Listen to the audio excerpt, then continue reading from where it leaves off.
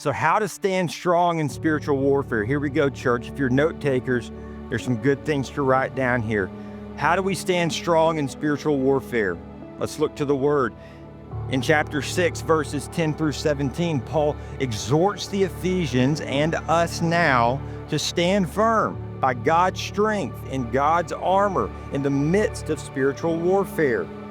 See, there's three imperatives that we see here, and they're this: be strengthened, put on the full armor of God, and what's the last? Stand.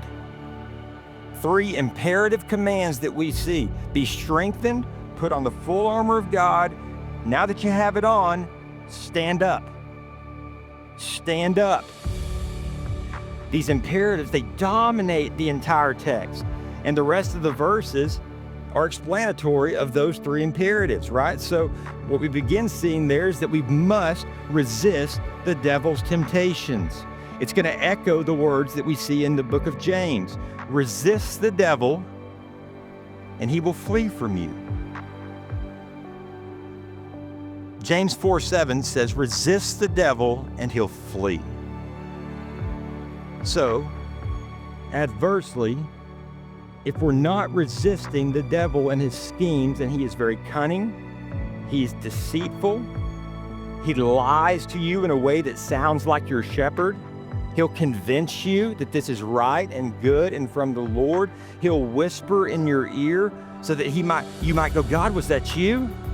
And your flesh wants it to be. What he'll do is use that against you, and he'll begin to systematically chisel away at the armor that you have on that is from God, that is ours to have, and all of a sudden you become weak. The church becomes weak. The church becomes susceptible for every attack. We can't wage war because we don't have on armor anymore. So if we'll resist him, listen, if we will, it is this simple. If when those temptations come, if you know your word, if you put on this armor, when those temptations comes that are of the devil, that might seem very small and minute and insignificant and even hidden and nobody else is going to know about them, guess what? If you'll say, no, Satan, like that popular overstated quote, not today, Satan, right? No, never, Satan. That's better. Never. Not today, maybe tomorrow, maybe a week from now. No, never. Resist him, and guess what happens when you just resist?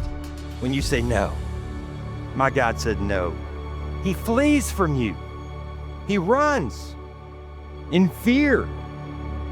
Resist and he'll flee.